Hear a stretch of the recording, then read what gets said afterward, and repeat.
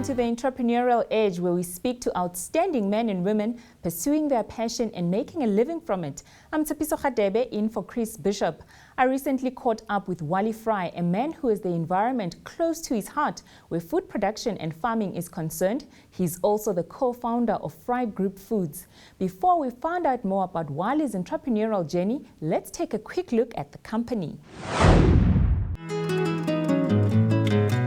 Wally and Debbie Fry started Fry's Family Foods 21 years ago by experimenting in their family kitchen to find protein alternatives for their own consumption. Today, this company has become an international success, producing thousands of tons of vegan-only products per year and employing over 300 people. From small innovative beginnings in the Fry's Family kitchen, Fry's has become a globally recognized brand. Their products are available in over 12,000 outlets, not only locally, but as far afield as the United Kingdom, Australia, India, and Dubai.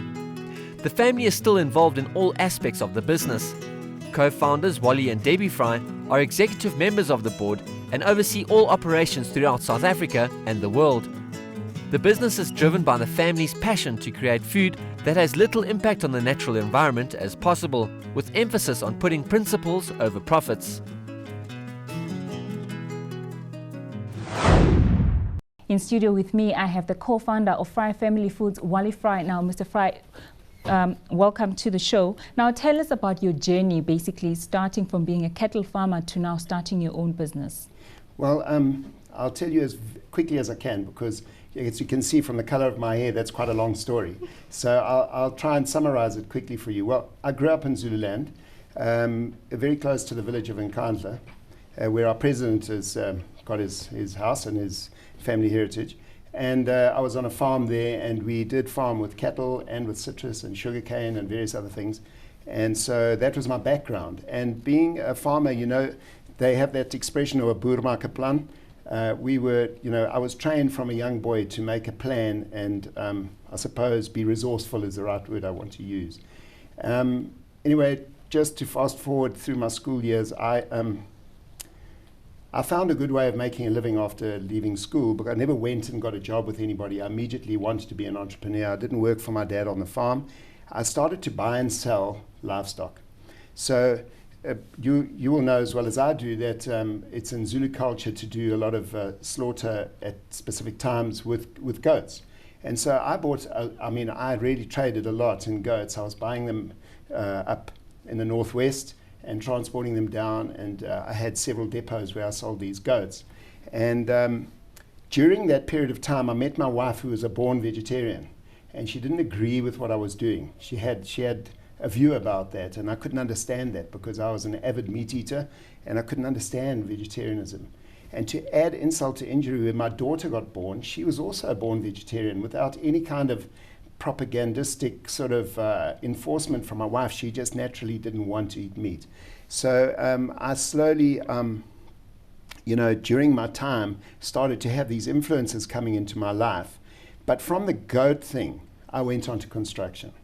And we ran, my wife's father was in construction, and he took me under his wing and he taught me a little bit about construction. Now, some people would actually say that's quite a transition, moving from construction, moving from goat farming to construction. How was that transition for you? Well, it was difficult because I really hated it. You know, I hated construction. When people used to come and do alterations, I used to run away because of the noise and the dust and all of that sort of thing. But I really grew to love it because it's quite a technical business that has a lot of theory in it, and it challenged my mind. And I really wrapped my mind around, the theory of construction. And to the extent that we started off building small houses, and we ended up by doing quite big projects, that were, small shopping centers and blocks of flats and things like that. So, but it was still nevertheless a one-man show. My wife and I ran that business together, and I was an on-site builder in my boots and my t-shirt and my shorts, basically. So yeah, that's, and that was, as I said, very successful and lasted for about 12 or 15 years, yeah. Now, how did Fry's Family Foods come about, and looking at starting from selling goats to butchers to now having a vegan-only business? How did that come about? Yeah. Okay, so I already alluded to the fact about my wife being a vegetarian and so on. So what happened is that with this influence, my daughter would say to me, "What am I eating here?" And I'd say, "It's a drumstick." And she'd say to me, "But it's not a drumstick, Daddy. It's a chicken's leg." So I'd have to concede, well, yeah, it is that, you know. So, but then why did we kill this thing so that we can be happy? We made something else sad so that we can be happy. And to her, it was an unacceptable chain of events. I didn't really understand it, but there's a thing called the intellect in you know, with us humans that makes us different from animals. And when your intellect starts to investigate the illusions of what we believe in and what is real, I started to see that there's not such a good idea what I was doing. I started to actually feel. But then what really, really culminated at sort of, I'd say, turned things around was I built a very big piggery for 4,000 sows. And when I'd finished the construction project, I was very proud. And because we're quite a complex structure. When I went back to go and do some snag work, I saw how these pigs were factory farmed and how sows are locked into a cage from just for years. And the piglets have to drink from the side. There was nothing natural about this, and it actually horrified me. And then I think the epiphany came to me that I'm going to change. I'm not going to do this anymore. You know. Now let's look at some of the challenges and pitfalls that you've encountered. I mean, you've built a global business. You're now exporting to the UK, India, and Australia. What are some of the pitfalls that you came across along your journey? You know, I didn't have pitfalls, to tell you the truth. So what happened here was I feel that I had a divine inspiration about what I was going to do with the rest of my life, and I decided to make a difference. So what I wanted to do was, because I missed my meat, I wanted to make a product that looked and tasted a little bit like meat, so I could have it with my veggies, and I wanted to make it out of ingredients that were just natural ingredients. So it's a protein product made out of soy and wheat and ingredients that we all know. But I got some little secrets about how we do things. And because I had to invent the product myself, it's a unique product. And so I felt a divine inspiration and a divine guidance all the way along. And I didn't have, look, every business has, even you coming to work every day will have things go wrong. But I didn't have pitfalls as such. I paid attention to what I was doing, and I was so passionate that, you know, 18, 20 hours a day was not a slog for me. It was like an enthusiasm which drove me and my wife on and on and on.